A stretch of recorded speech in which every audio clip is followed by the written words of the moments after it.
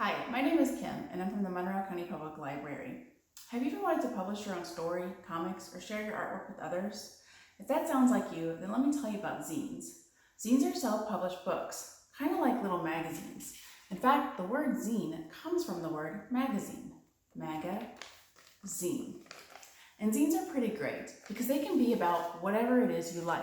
They could be about yourself or your hobbies. They could be about what's happening in the world around you right now.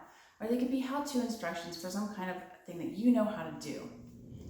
You could write zines by yourself, or you can invite friends to write a zine with you. So for example, I could talk to the other staff at the Monroe County Public Library, and we could write a zine about our African cloud frog Henry. There's not very many materials that you would need to have to get started to write a zine. So for example, in most basic, you would need a piece of paper and a pencil or a pen. You could also add other supplies if you wanted to make your zine a little different or a little fancier. You could use markers or colored pencils. You could use colored tape or stamps. You could use cutouts for magazines. And in fact, cutouts for magazines is one of the most traditional items that people would use in a zine. I'm going to show you a couple zines that I've made and talk a little bit more about them to give you some more ideas. This is a small zine that I made last year. It's called I Love Candy, and it's my top 5 favorite candies of 2019. You can see it's been photocopied in black and white.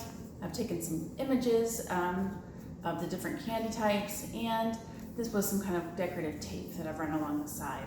You can also see that I've drawn some pictures, like on my cover. This zine was made with a single piece of paper. I'm going to unfold it just like this.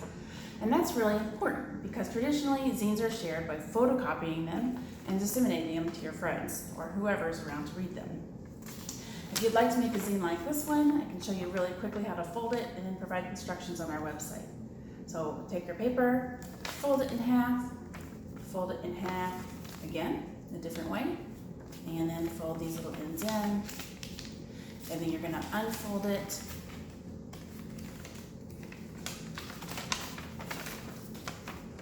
Slice it in the middle here, and then squish it into shape so that you've got your 8 pages. This is another zine that I made. It is a guide on how to make slime. It's Kim's go-to slime recipe. You can see that I've used just my drawings and some markers to decorate this. I've got drawings of the ingredients you would need, and then the directions written out, and then it ends on this last page. And again, this one is just one piece of paper. Fold it in half again to make this little booklet. Again, really easy and useful, so you could photocopy it and share this with others.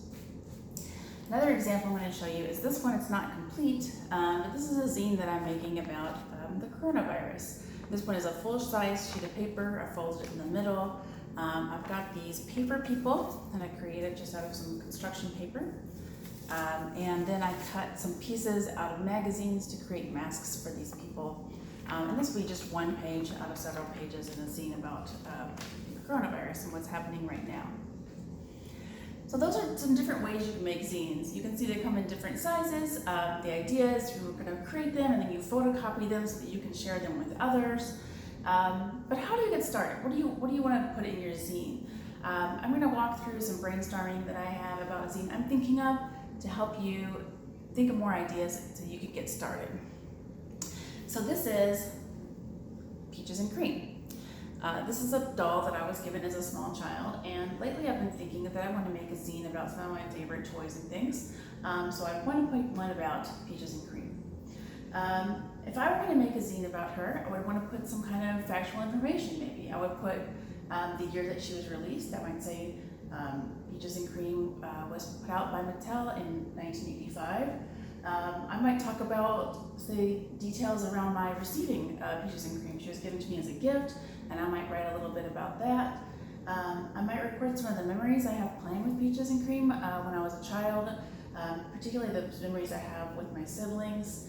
I might talk about this. I remember when I was a kid, I would see a commercial for this doll, and in the commercial, the girl would hold Peaches and Cream's hand and twirl her like she's dancing in a ballroom, and her skirt would kind of ruffle around. And that really captivated me as a child, and I might try to draw an image to capture that feeling that I had. I might also want to talk about this. This is a re-release of this doll that was put out just a few years ago. This was also given to me as a gift, so I might also write a little bit about this. And because I had these two objects in my life, I might take a photo of them and include photographs of these in my zine. So that's just kind of me walking through some brainstorming, what I might include in a zine about peaches and cream. I might not use all those ideas, and that's okay. And as I start working, I might think of other ideas, and that's okay too. But definitely that kind of brainstorming I just did is enough to get me started, enough to get me putting pen to paper, start working out some ideas of what I want to put in that zine.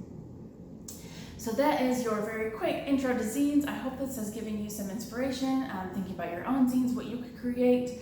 And I want to encourage you also to check out our website, mcpl.info, for some information about zines and some ideas about programs you could join to participate in creating zines in our community. All right, thank you so much, and have a great rest of the day.